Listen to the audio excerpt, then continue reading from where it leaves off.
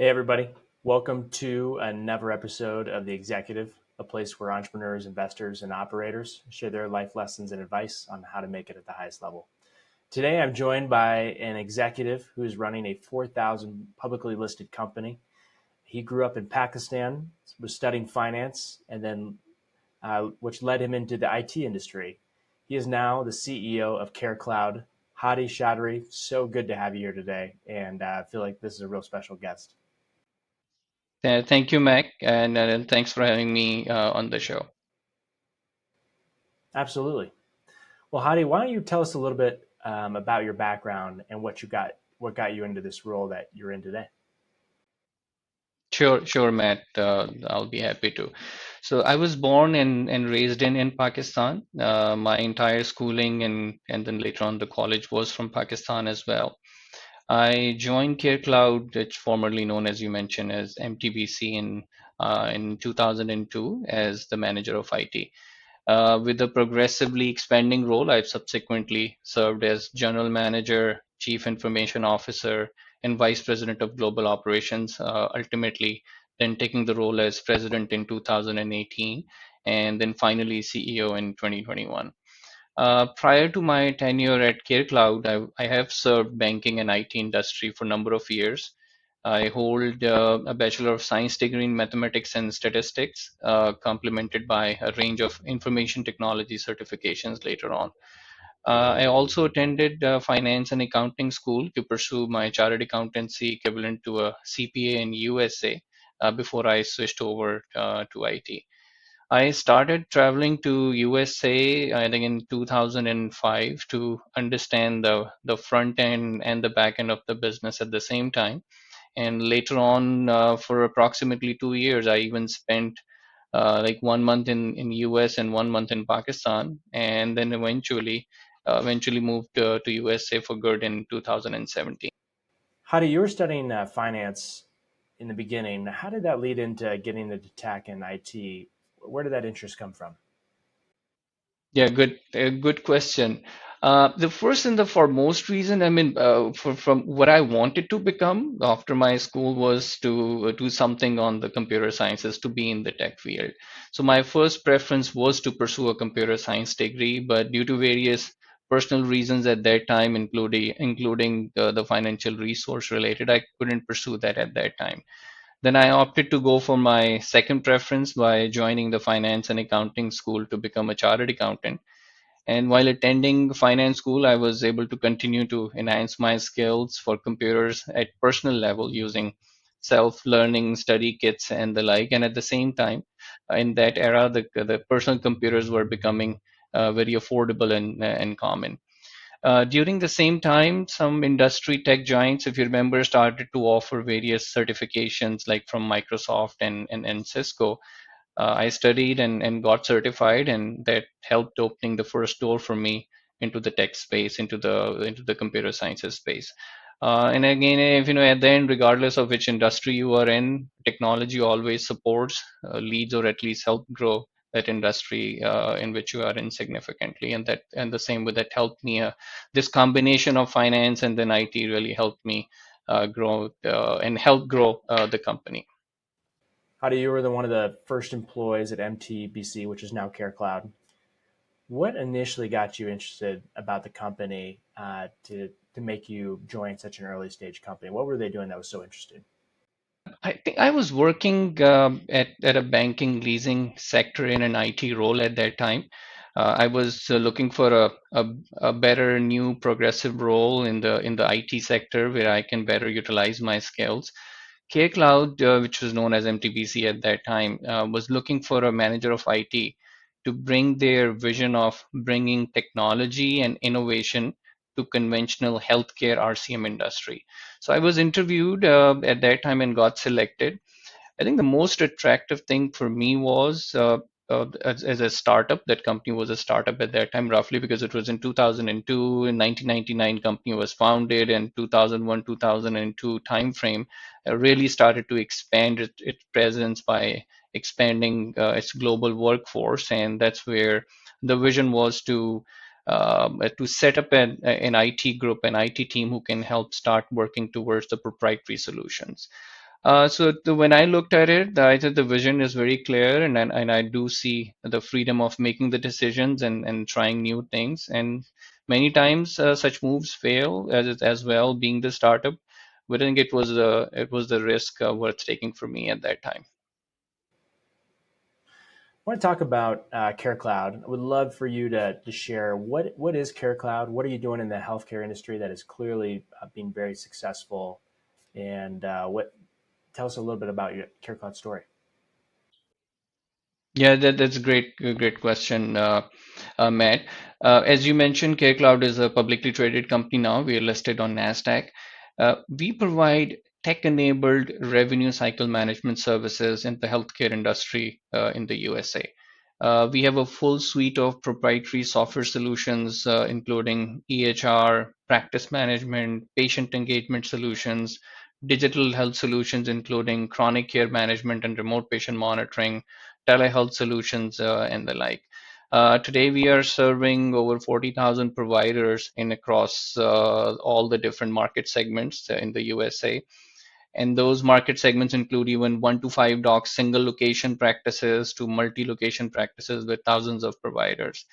We do also work with health systems to provide advisory services as well as implementation, activation of health systems, and whatever kind of support they need. We provide the staffing solutions as well.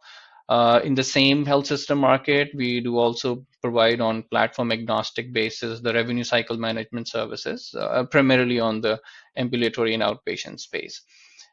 Diving a little bit towards the history, CareCloud, formerly known MTBC, we founded in 1999 as an old school legacy medical billing and transcription company. So if you remember, that era was where the digitization in this space started to happening, that was gaining popularity. Even there was an initiative by the government initially by President Bush, and then later on President Obama, and then Obamacare rules came, the meaningful use of the EHR and the like. So we started, and our vision was how to take this conventional medical billing services and help transition or transform this industry into a more technology enabled end-to-end RCM services. And if you look and think about it, the most neglected area or the market segment was the small doctor practices, 1 to 5 doctor practices. So for 1 to 5 doctor practices, how can they afford to have an end-to-end technology-based solutions beyond just a typical medical billing? So this is where we come in. There was a vision, and in order to transform or convert that vision to reality, we expanded the global workforce. We developed our own proprietary solutions, and then the same two things then helped us get into expanding the business by acquiring the distressed companies who lack the same two skills or the strength. So this is a little bit about the company, and then fast forward, then in 2014 we went public. Would love to talk a little bit about your IPO. You know, before that, there's 1,000 steps to get there. What were some of the things that you did really well? What were the 1,000 steps that you did really well to set yourself up for the IPO? A good question. And I think if when you think about the IPO, the first and the foremost thing is the more important thing is to create the discipline and the culture in the organization. It takes a lot of steps to prepare the organization to go public, and that process takes literally years to get to that point. Uh, so as an example, into very early stages, we started preparing for the different certifications, because what you need is creating a very robust, a very strict financial and operational discipline, documenting and implementing best practices and controls across the board. Data security is also one of the key areas to extensively focus on. So we've, as I mentioned, went for ISO certification for ISMS, which is Information Security Management, PIMS, which is, I think it's Privacy Information and Management System. And these certification also help us to go for SOC compliance later in the future. So that was our goal. We started putting the different pieces together early in the days in 2005 2006 timeframe to help prepare the organization to go public. And then after, once you are prepared as an organization, then I think as a common the steps that are involved in an IPO, that after compiling the comprehensive information about itself, you go for and then file an S1 to SEC with your registration statement. An investment bank is chosen to manage an IPO, who will be responsible for marketing the shares and setting the IPO price. And during that stage, which also called the roadshows, the company and the underwriter meet potential investors across various locations, various areas in the country to promote the IPO through different pitches, present the story, and answer any inquiries and the questions. So once that gets done, then the underwriter establish an IPO price based on investor interest, aiming to maximize funds raised while attracting buyers.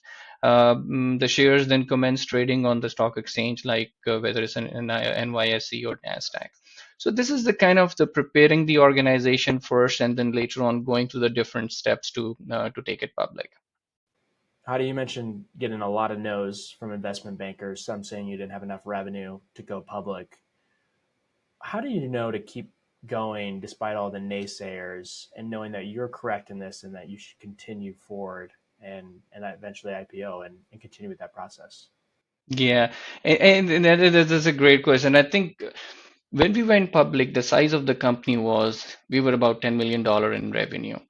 And for a $10 million revenue size company, it's not very common for those companies to go public. And I think probably dozens of investment bankers they just said the same thing to us: "You're too small to go public. It's not a good idea." And we continuously kept receiving the no's from many and many of the investors. But I think we believed in our story that, and also we had a proven track record of that story, which was based on three core strengths basically. One was our global workforce, because we have the advantage of the US based workforce and the offshore workforce. So there are certain things that can be performed at a similar skill set level in a much more cost effective way from the different parts of the world. The second thing was our proprietary technology, because this was a very rapidly changing industry, the healthcare industry, with a lot of those meaningful requirements coming in, certified EHR system requirements coming in, a lot of those things. So our proprietary technology really helped us staying ahead of the curves, making sure we make all those changes and the like. And the same two strengths then give birth to our third strength, which was finding and acquiring the companies who are almost close to going out of business, helping them expanding their workforce to the global workforce, helping them transition to a proprietary technology and making them profitable. So these three strengths we believed in our story that we can make it work. We did probably 12, 13 different acquisitions, or let's say around 12 acquisitions before going public. And that we had a proven track record, went public, and we were able to even prove that same story by growing at a CAGR of somewhere between 35, 36, 37% since going public. Well, now you're the CEO, having started as an early stage employee, and I'm sure there's a lot of growth involved in that to what led you into being the CEO. But can you talk about what are some of the steps that were involved in you becoming the CEO and talk about that growth? Yeah, great. I think, first of all, I was fortunate enough to find an excellent mentor who is the founder of our company as well, who helped and guided me in every situation and along the way. Though when I joined the organization, I never imagined that one day I could eventually become the CEO of the organization. But I genuinely took every single role and served in that role as I am the CEO of the company. I also believe that I did, or at least tried my level best to do justice with the role I was placed in, and always strived for the next milestone. I think I also do believe that, or I did, or at least tried at my level, to try at best at my level, that to fulfill my responsibilities first and focusing on my rights. Because this, I think, one thing becomes that you start talking about what should I get versus what you have been focusing on. And I think probably another substantive thing was my first-hand knowledge of front-end and back-end of the business at the same time, and coming from the background of finance and IT, that helped as well. So there are various things, and I think I'm not it will be hard to just pinpoint on one specific thing. I think it's a combination of all of those things together, and many time it's being at the right place at the right time. Well, I want to come back to CareCloud a little bit because I know from talking to you and doing some research, you're working on a lot of really interesting things, including AI in the healthcare industry. Can you talk to us about what you're most focused on now as a company, and what is your vision going forward that you're so excited about? Great question. And let me talk about some of the like the short term and the long term goals. Uh, the long term goal is first, and then I'll get into the short term and how to get to those long term goals. Our vision was then to how to help transform this industry into the next generation of technology enabled revenue cycle, and how to improve the healthcare. The next era of the medicine of the healthcare is going to be or will be the value based care models. It will be towards more preventative healthcare models. We believe, or our goal is that today, as we know, most of the appointments are driven by the patient. When you start feeling sick, you pick up the phone or go to the portal and make an appointment and go and see a doctor. Or if you know about your physical, yearly physical, you still make those appointments. In the next probably a decade or so, or before the decade, most of those appointments will be driven by the healthcare providers, because they will have enough data to be aware to take the decision. Okay, this patient needs an help, and this is where the whole industry is moving, and this is where we are trying to come up with the solution to take the industry, or to help us being part of that, and how we can help take the industry to that point.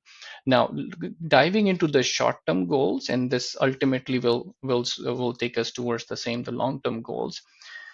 The generative AI, this most recent advancement in the world of the AI, has put many things on the fast track, on the fast pace.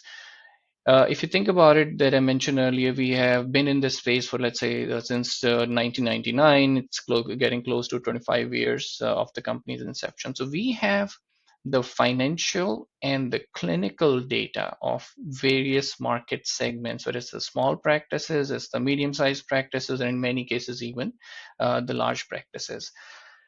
The AI, what AI needs is the good amount of quality data to predict the next layers or the next level decision making.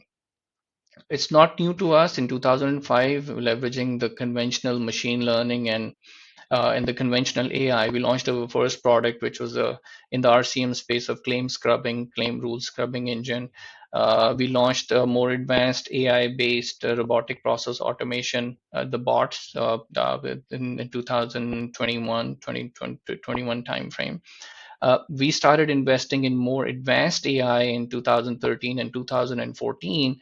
But what we really needed was the next level of skill set who can help take this to the next level. So after this generative AI, we recently announced our partnership with Google. We are bringing in that skill set of the industry and the data, and Google is going to help us bringing in their technology of generative AI, and going to use the data to build the AI models to help support this industry. Because when you get sick, the first thing is small to medium sized practices where you go to. You don't go to the hospital when you get sick. Most of the models that exist in the AI space today are for the enterprise space or for the health system space, not these small practices, and one reason being the highly regulated industry. So some of our products will be launched very, very soon, later this quarter, early next quarter. At the moment the patient walks into the office, as an example, we already have their the vital sign, their prior medical history, the medication history, their social history, and a lot of other things. We will be able to predict and guide the doctor. Decision making will still be of the doctor, that which could be the different diagnosis that can be applied, which can be the procedures that can be conducted, what should be the medication. So all those things will be presented or suggested by our system to the medical doctors, which can help in early detection of diseases, and a lot of benefits that can come towards it. So I think that's some of the short-term things that we are working on. Various things based on the use of this AI, which ultimately will take us to the value-based care models, the examples that I shared earlier with you. I want to talk about you specifically in your position as a CEO. What are you most focused on at the moment? Where is your focus? I think the most important thing for any CEO is how to keep growing the business. So one is finding the different ways to how to expand and grow the business, whether in the existing market or finding the new markets. Uh, Making sure you keep on bringing in new and attractive products, which the industry needs at that time. So you can keep on generating enough interest and making it competitive, so we can stay ahead of the market and ahead of the competition. How to keep increasing the shareholder value in the stock of the company, where to find the right investors, how to keep on improving the cost infrastructure, increasing the revenue, improving the cost infrastructure, focusing on the new products and the new markets. That's the focus, and like any other CEO. And as we start to wrap up, throughout your career, I'm sure there's been a lot of hard lessons and good lessons and a lot of life lessons in it. Are there any that you would love to point out or share some wisdom for the viewers that you think would be helpful? Right, right, right. Yeah, I think though I'm sure that there are so many things, and I don't intend to give a lecture on a leadership or management, but I think I would like to focus on a couple of things. I think one most important thing nowadays is take decisions. Don't wait too long. Many times decisions will be proven wrong, but it's way more important to take decisions than not taking a decision with the fear of decision being gone wrong. uh, it is a very dynamic and rapidly changing world. It should be quick and flexible in adopting to the change. Resistance to the change has to be managed very, very, very quickly. AI came in. There are people who might be thinking about if the too much AI will be used, there will be risks involved. There will be loss of opportunities from the jobs perspective. But there is a positive sides of it. On one side, some of the jobs will be eliminated, but at the same time, not many new jobs will be introduced.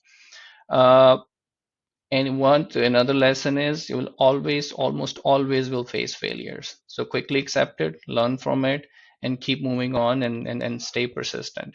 And I can map many of these lessons with many of the examples, but I think I just would like to share the two of those which we discussed earlier as well. When the idea or the vision was, let's start acquiring the companies, because we can do that with the help of the first two skills, the core skills that we had, the core strengths that the company has. First acquisition, complete failure. Not able to even keep even a one single client. Learn from it, continue acquiring the next company, was better than the first one. Third one was better than the first one, and eventually ultimately become the reason for us, or one of the key reason for us to go public. Second thing was being public. That's another transforming moment for the company. We failed many times. We started to try to go public. Probably took us 6 7 years, but finally went public. So I think, and the result is all the lessons has really helped us just keep moving on and keep growing and becoming successful as a company, as an organization. As a favorite book in your career, has there been one where the book has really stood out to you that's been really helpful as you've grown? Uh, I think instead, I think couple of books. Or at least the way that helped me, and I think at least the way I say, these are not any new books, but that probably can help anyone in addressing some of the fundamental challenges, or creating some of the fundamental traits in any leader. One is, the name was Who Moved My Cheese. This basically help you manage the change, how to change yourself, how to first of all understand and realize, and quickly change yourself to the change that has taken place. The other book I would like to refer to is Seven Habits of Highly Effective People. Though most of those I don't follow, but I think that's still some right. So it will absolutely give you some fundamentals and help you and encourage you to be more disciplined as a manager, as a leader. And the third one was, which was also related to our industry or our business, was The World is Flat.